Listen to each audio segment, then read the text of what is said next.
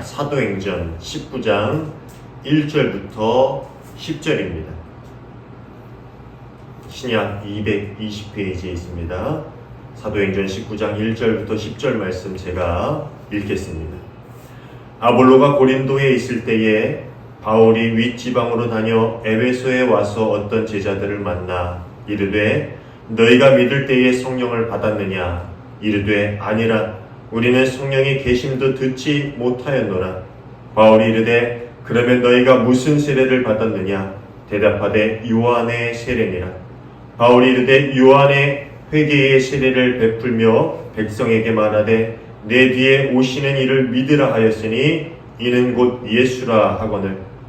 그들이 듣고 주 예수의 이름으로 세례를 받으니 바울이 그들에게 안수하매 성령이 그들에게 임하심으로 방언도 하고 예언도 하니 모두 12사람쯤 되니라. 바울이 회당에 들어가 석 달 동안 담대히 하나님 나라에 관하여 강론하여 권면하되 어떤 사람들은 마음이 굳어 순종하지 않고 무리 앞에서 이도를 비방하거늘 바울이 그들을 떠나 제자들을 따로 세우고 두란노 서원에서 날마다 강론하니라. 2해 동안 이같이 하니 아시아에 사는 자는 유대인이나 헬라인이나 다 주의 말씀을 듣더라. 아멘. 이는 오늘 우리에게 주시는 하나님의 말씀입니다. 자리에 앉아주시기 바랍니다. 오늘도 함께 예배하는 우리 모두에게 주님의 평화가 충만하게 임하기를 간절히 소원합니다. 제가 지난주에는 영적으로 좀 지치고 많이 힘들게 하는 그런 일들이 있어서 조금은 격앙된 마음으로 말씀을 전했는데 한 주를 지나오면서 정말 우리 그리스도인들이 이 세상에서 어떻게 살아야 하는지가 정말 중요하다라는 생각을 다시 한번 하게 되었습니다. 지난주에 제 차가 항상 교회 앞에 주차가 되어 있는데 제 차를 누가 뒤에서 주차되어 있는 차를 받아가지고 차를 고치러 이 공업사에 가게 되었는데 차를 고치는 공업사에서 일하시는 분들이 얼마나 친절했는지 몰라요. 공업사에 차를 맡길 때 한 번, 차를 찾을 때 한 번 간 게 다이지만 그 순간에 저를 대하는 그 공업사 직원들의 태도에 제가 얼마나 기분이 좋았는지 모릅니다. 물론 제가 차 수리를 맡긴 고객이기 때문에 저에게 그랬을 수 있을지는 모르지만 차를 가지고 돌아오면서 제 마음속에 무슨 생각이 들었느냐 하면은 그 직원들이 그리스도인이었으면 참 좋겠다라는 마음이 들었어요. 그리고 또 한 가지 생각은 우리 그리스도인들도 각자의 삶의 자리에서 누군가에게 그렇게 감사한 마음이 들게 하고 또 기분이 좋게 하고 또 기쁜 마음이 들게 만들어주는 그러한 삶을 살았으면 좋겠다라는 생각을 했습니다. 그분들이 그리스도인이어서 저렇게 살았다면 정말 좋았겠다라는 생각도 물론 했고요. 누군가에게 친절하고 또 어떤 일이든지 정직하고 맡겨진 일을 성실하게 감당하고 또 언제나 선하고 바르게 살아가는 것, 이런 삶은 꼭 신앙과는 상관없이 그렇게 할 수 있는 일일 수 있겠지만 우리 그리스도인들은 반드시 그런 삶의 열매들을 맺어야 합니다. 왜냐하면 우리 안에 하나님이 계시면, 우리의 삶의 주인이 그리스도가 되시면, 우리의 삶을 성령님께서 이끄신다면 그렇게 삼위일체 하나님께 붙들린 삶이 그리스도인의 삶이라면 그런 열매들이 맺혀질 수밖에 없고 또 맺혀져야만 하기 때문이라는 겁니다. 사랑하는 여러분, 여러분의 삶 가운데 예수께서 주인 되시길 바랍니다. 그래서 성령의 열매들이 여러분 삶 가운데 맺혀질 수 있기를 원합니다. 그래서 이 땅의 모든 그리스도인들이 세상을 밝히고 또 사람들에게 영향력을 미쳐서 그들의 삶까지도 변화시키고 악을 선으로 이기고 이 땅에 있는 많은 죄인들을 주님께로 인도하는 그런 귀한 일들이 우리의 삶의 자리에서 가득하게 넘쳐날 수 있기를 주님의 이름으로 축원합니다. 오늘 우리 다시 사도행전의 이야기를 이어서 보려고 하는데요. 19장은 이제 바울이 소아시아 지방들을 두루 다니며 믿음의 지체들을 격려하고 드디어 에베소에 도착했다라는 이야기로 시작을 합니다. 그런데 에베소에 도착했을 때 바울은 어떤 사람들을 만나게 됩니다.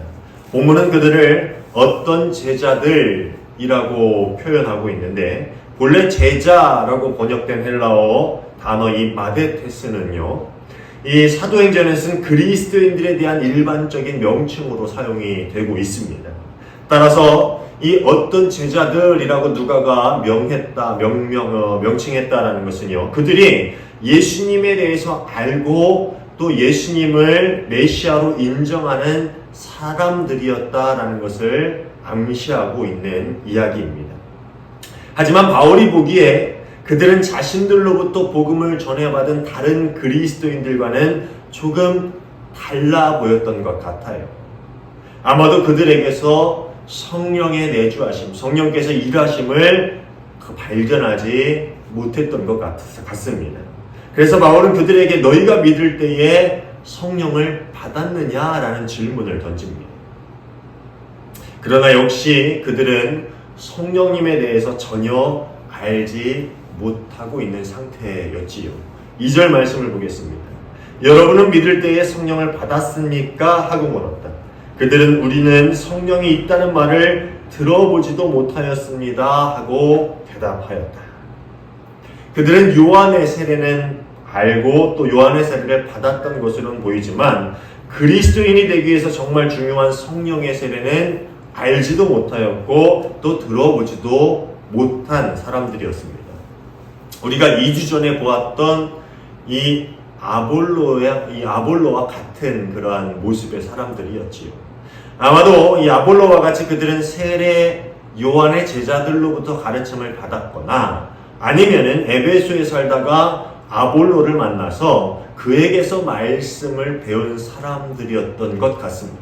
뭐 둘 중에 하나이 그렇게 세례 요한의 가르침만을 받고 전해 들었고 또 예수님에 대해서는 들었지만 그렇게 상세하게 완전히 알지 못한 그런 사람들이었다는 이야기지요. 그들은 이미 요한의 세례, 곧 회개의 물세례는 받았고 예수님이 누구인지에 대해서는 전해 들어서 알고 있었고 또 사람들에게 그렇게 이야기하고 다니는 사람들이었지만 예수님께서 하늘로 올라가시며 제자들에게 말씀하신 성령 세례에 대해서는 듣지도 알지도 못한 사람들이었습니다. 그렇게 이들은 그리스도 교회 가까이 오기는 했지만 아직 그리스도인이라고 불리기에는 부족한 사람들이었지요. 그래서 누가는 이들을 어떤 제자들이라고 이야기하고 있는 것입니다.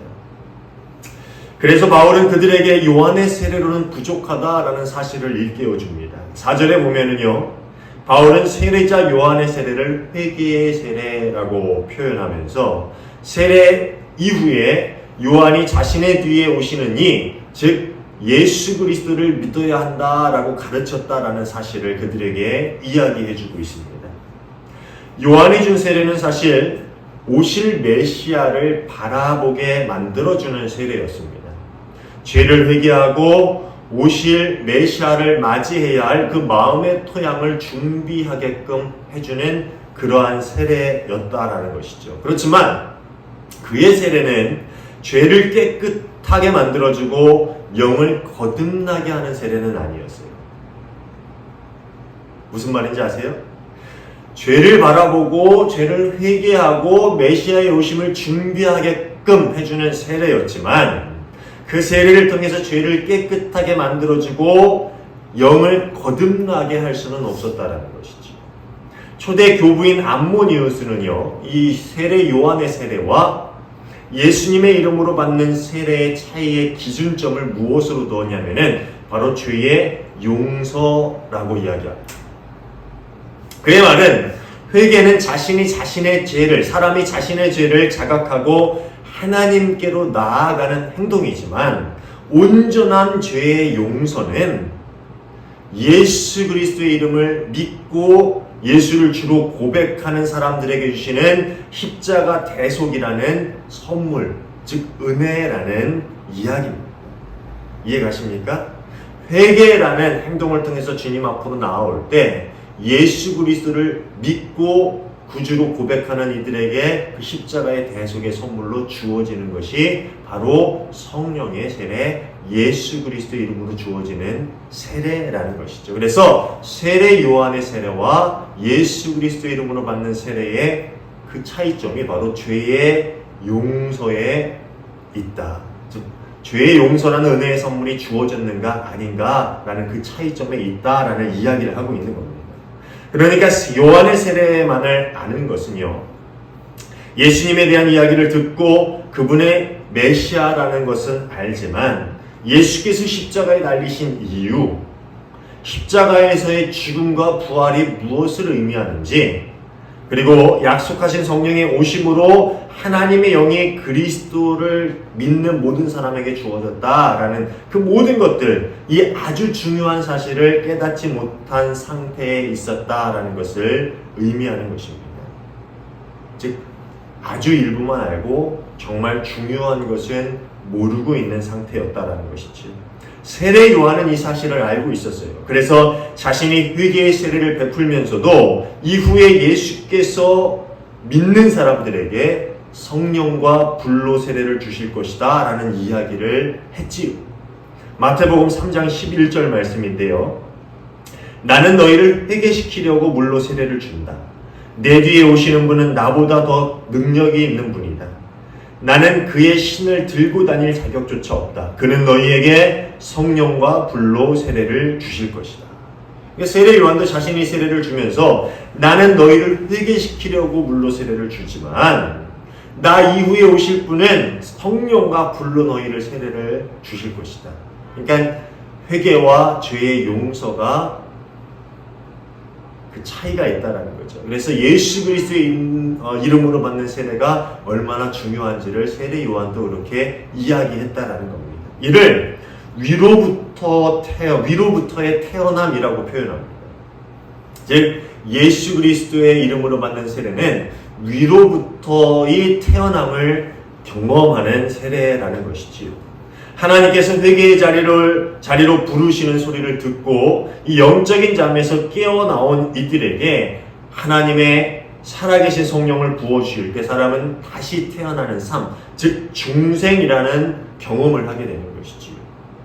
그리고 그렇게 중생을 경험해야 비로소 하나님 나라의 삶을 살아갈 수 있게 되는 것입니다. 이해가십니까? 하나님께서 회개의 자리로 부르실 때에 회개를 하고 예수 그리스도의 이름으로 세례를 받고 예수 그리스도를 나의 주로 고백하게 될 때에 성령으로서 거듭나게 되는 삶을 경험하게 된다는 거예요. 이게 중생이라는 것이죠. 이런 사람이 하나님 나라의 삶을 살아갈 수 있게 된다는 거예요. 이게 예수 그리스도의 이름으로 받는 세례, 성령의 세례라는 말입니다. 요한복음 3장 5절은 이렇게 이야기합니다. 내가 진정으로 너희에게 말한다. 누구든지 물과 성령으로 나지 아니하면 하나님 나라에 들어갈 수 없다.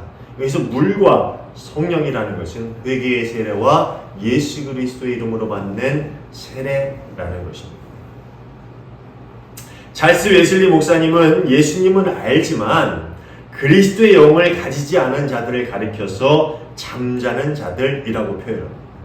그러니까 꼭 이 바울이 만났던 어떤 제자뿐만 아니라 그 당시에 있었던 그리스도인들을 가리켜서 이야기하는 거예요. 예수님을 알지만 아직 그리스도의 영을 가지지 않은 사람들, 이 사람들은 잠자는 사람들이다. 그리고 이들은 경건의 모양은 있지만 경건의 능력은 없는 자들이다 라고 이야기합니다. 그리스도교의 겉모습은 갖고 있지만 그 안에 진실과 생명력이 없는 사람들이다 라는 이야기이지. 사도행전의 저자인 누가는 오늘 본문에 나오는 어떤 제자들이 생명력을 갖지 못하고 있는 사람들이거나 아니면 경건의 모양만 가지고 있는 자들이라고 이야기하려는 것은 아니에요. 그들은 아직 복음을 전해 듣지 못한 사람들이에요. 그렇기 때문에 아직 미처 깨닫지 못한 사람들에 불과합니다. 누가는 이들의 모습을 통해서 우리에게 무슨 말을 해주고 있냐 하면은 예수 그리스도로 인해서 새 생명을 얻고 거듭나는 경험, 그리고 우리에게 선물로 주신 성령의 임재, 성령 세례를 받아 생명력을 가지고 살아가는 것이 얼마나 중요한 것인지를 알려주면서 그것이 바로 복음을 온전히 알고 복음을 살아가고 있는 삶이다라는 이야기를 우리에게 해주고 있는 것이지. 오늘날 얼마나 많은 사람들이 모양만 그리스도인인 모습으로서 살아가고 있습니까? 찰스 웨슬리 목사님은요, 이 1742년 4월 4일날 이 옥스포드 대학에서 설교를 하는데 그 설교 중에 이런 이야기를 합니다. 그리스도교적 바리새인들 역시 그런 잠자는 상태에 있습니다. 이들은 디모데후서 3장 5절에서 말하는 것처럼 경건의 모양은 있으나 경건의 능력은 부인하는 자들입니다. 이 가엾은 자기 기만자들은 누구에게도 잘못을 행하지 않습니다. 일주일에 2번 금식하고 모든 은혜의 수단을 사용하며 꾸준히 교회에 출석하고 성찬에 참여합니다. 소득의 11조를 드립니다. 그러나 경건의 모양만 있지 경건의 능력은 없습니다. 종교적 모양은 갖추고 있지만 그 정신은 없습니다. 저는 지난주에 오늘 설교를 준비하면서 이 찰스 웨슬리 목사님의 설교를 몇 번이나 읽었습니다.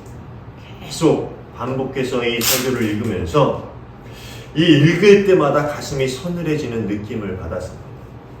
마치 설교에서 이야기하는 그 그리스도교적 바리새인들의 모습이 바로 저의 모습이고 또 오늘날 많은 그리스도인들의 모습처럼 느껴졌기 때문입니다. 우리는 종종 금식을 합니다. 마침 오늘이 사순절 첫 번째 주일입니다. 이 사순절이 시작되었는데 사순절 기간 동안에는 의무적으로 몇 번의 금식에 참여하고는 하지요. 그리고 모든 은혜의 수단을 사용합니다. 교회에서 하는 봉사나 모든 교육 프로그램, 성경 공부 같은 그런 프로그램들에 열심히 참여합니다. 모든 은혜의 수단을 사용하지요. 또 예배는 말할 것도 없이 속회 같은 모임도 열심히 행합니다. 오늘 우리가 성찬을 나눈 것처럼 절기일 때마다 그리고 한 달에 한 번 그렇게 성찬 예식에 참여합니다. 감사의 예물 드리고 11조의 예물을 매 순간 예배 때마다 주님께 드립니다. 그런데 이 모든 것을 행한다고 할지라도 그리스도의 영이 우리 안에 있지 않으면 우리는 죽음 가운데 누워있는 자들에 불과하다라는 거예요. 찰스 웨슬리 목사님 표현으로는 아직 잠자는 자에 불과하다라는 것이죠. 아직 깨어있지 못한 자들이라는 겁니다. 참으로 우리의 마음을 무겁게 만들고 또 그리스도를 따라간다는 것이 정말 어렵게만 느끼게 만들어주는 그런 말인 것 같습니다. 그럼 우리는 어떻게 해야 합니까? 우리가 지금 하고 있는 신앙생활로 부족하단 말입니까? 어떻게 해야 우리가 그리스도의 영을 받고 교회와 가정과 세상에서 모든 삶이 경건의 모양만 있는 것이 아니라 경건의 능력이 나타나는 삶이 될 수 있는 걸까요? 어떻게 해야 우리는 성령을 받은 자의 삶을 살아갈 수 있는 것일까요? 그런데 가만히 생각해 보면은요, 성령을 받고 성령의 인도하심을 따라 살아가는 것은 결코 힘든 일이 아니에요. 성령을 우리가 고행해야만 받을 수 있는 선물, 상이라고 이야기하고 있지 않아요. 우리가 뼈를 깎는 수행을 거쳐야만 하나님께서 성령을 우리에게 주신다라고 이야기하고 있지 않습니다. 반대로 예수 그리스도를 믿는 사람이면 누구에게나 예수님을 자신의 인생의 주인이라고 고백하는 자들이라면 누구에게나 주시는 은혜의 선물이라고 이야기하고 있습니다. 사도행전 2장을 보십시오. 마가의 다락방에 모여 있었던 사람들이 성령 임재를 경험하는데 그들이 어떤 행동을 했습니까? 어떤 일들을 하고 그 밤에 마가의 다락방에 모여 있었습니까?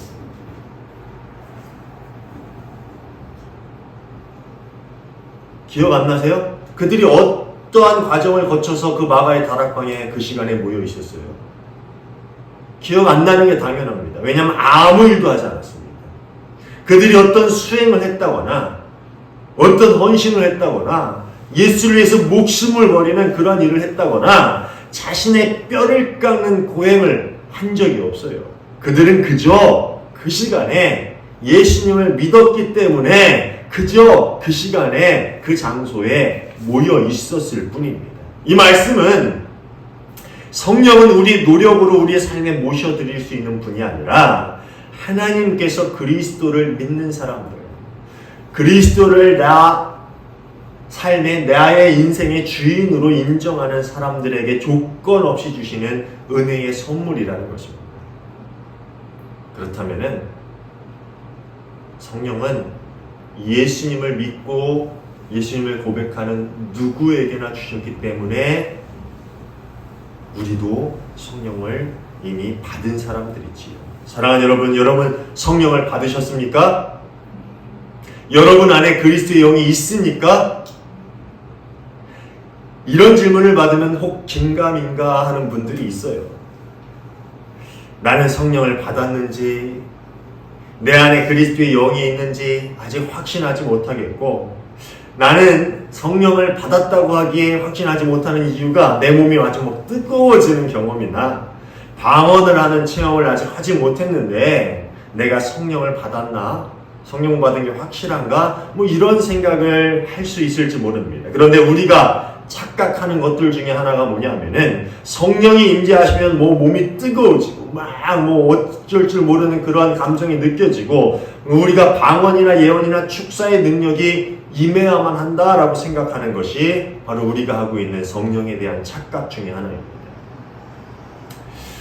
성령의 임재하심의 분명한 증거 중에 하나는 내 자신이 죄인임을 진심으로 깨닫고 예수님 아니면 구원을 받을 수 없는 사람이라는 것을 절실히 느끼고 있는가. 그리고 우리 삶 가운데 있는 죄들이 보이고 그것들 때문에 늘 괴롭고 우리가 그 죄들과 싸우며 살아가고 있는가. 바로 그것이 그리스도의 영이 우리 안에 있는가, 우리가 성령으로 세례를 받았는가 하는 것을 알 수 있는 기준이라는 거예요. 물론 성령이 임할 때 방언을 하는 사람들도 있고요. 또 예언의 은사를 받는 사람들도 있습니다. 마음이 뜨거워지는 경험을 하는 사람들도 있고요. 특별한 체험을 하는 사람들도 있습니다. 그렇지만 이것이 모두에게나 공통적으로 나타내야 한다는 법은 없습니다. 성령을 받은 사람들의 공통적인 특징, 분명한 증거 하나는 바로 이거예요. 내 안에 있는 죄들이 보이는가? 나는 그 죄들과 싸우고 있는가?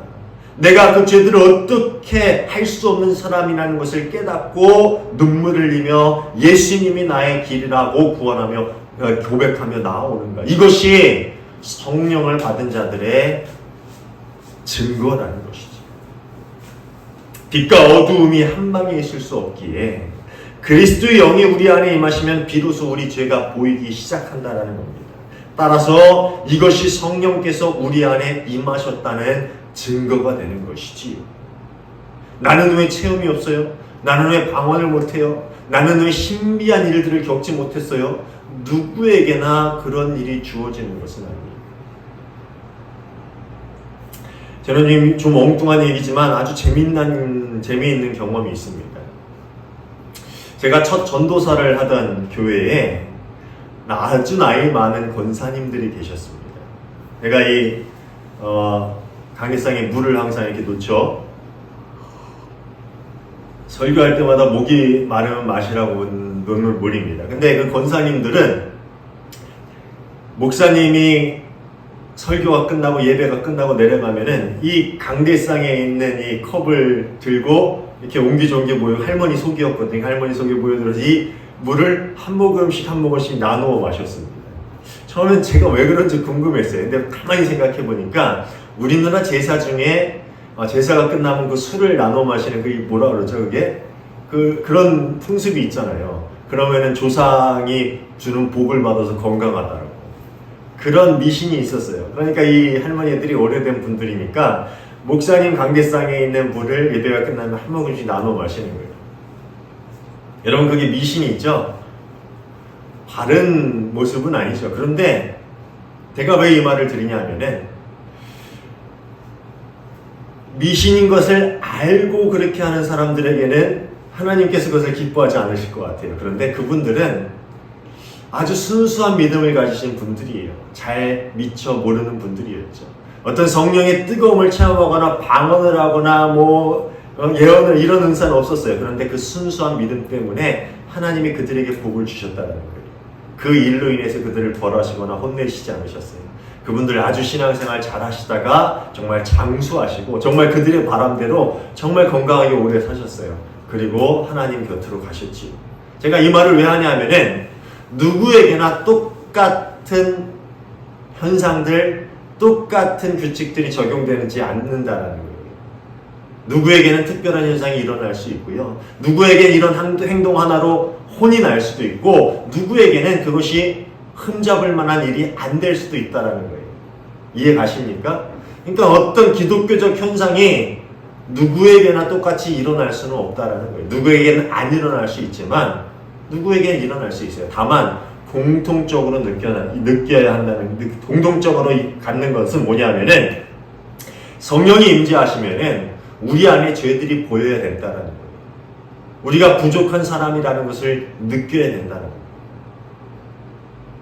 우리가 죄인이어서 어쩔 수 없는 죄인이어서 예수님 없이는 안 되겠구나라는 것을 절실히 느껴야 한다는 거예요. 이것이 성령이 우리 안에 있는 증거가 된다는 것이지요. 사랑하는 여러분, 우리 안에 성령님이 계십니까? 혹 우리가 아직 어둠 속에 잠자는 영혼은 아닙니까? 제가 웨슬리 목사님의 설교 한 부분을 인용하겠습니다. 아까 얘기했던 찰스 웨슬리 목사님의 설교의 한 부분이에요. 영원한 영적 존재인 여러분, 세상적인 행복의 꿈에서 깨어나십시오. 이게 오늘 우리에게 주시는 하나님의 말씀인 줄로 믿으시길 바랍니다. 영적인 잠에서 깨어나십시오. 이미 여러분 안에 임재하신 성령님을 굳건히 붙드시길 바랍니다. 그분이 우리의 삶의 주인 되게 하시고 우리 인생의 유일한 인도자가 될 수 있기를 간절히 소원합니다. 그래서 우리 삶의 경건한 모양과 능력 모두를 갖춘 참 그리스도인의 삶을 여러분이 살아나갈 수 있기를 간절히 소원합니다. 늘 빛이 우리 안에 있어서 그 어둠을 몰아내고 그 어둠과 싸우고 예수 그리스도가 우리의 주인 되시게끔 우리의 삶 가운데 성령의 능력으로 살아나갈 수 있는, 그래서 경건의 모양뿐만 아니라 경건의 능력까지도 모두 갖출 수 있는 참 그리스도인의 삶을 살아가는 저와 여러분 모두가 되시기를 주님의 이름으로 축원합니다. 기도하겠습니다. 하나님 감사합니다. 저에게 성령을 주심으로 성령의 능력으로 우리가 죄와 싸워 이길 수 있게 하심에 감사를 드립니다. 이미 십자가의 은혜로 우리의 죄를 용서하여 주신 주님, 그 용서의 선물 우리가 기쁘게 받고 날마다 성령의 인도하심 따라 경건의 능력을 세상 가운데 발휘하며 살게 하시고 하나님의 온전한 형상을 회복하는 그러한 삶 가운데로 나아갈 수 있는 저희가 되게 하여 주시옵소서. 예수께서 우리의 소망이 되시며 우리의 세인이 되시며 우리가 바라봐야 할 유일한 소망이 되시는 줄을 믿고 고백하며 날마다 주님께 나아갈 수 있는 저희가 되게 하여 주시옵소서. 그래서 우리가 세상을 변화시키는 참 그리스도인 되기 원합니다. 이 어둠 속에 빛이 되게 하여 주시옵고 우리를 통하여 세상 사람들도 예수 그리스도라는 유일한 빛을 바라볼 수 있게 만들어주는 그러한 참 그리스도인의 삶을 살아가는 저희 모두가 되게 하여 주시옵소서. 우리 삶 가운데 성령님께서 함께 하심을 믿고 감사하며 예수님 이름으로 기도하옵나이다. 아멘.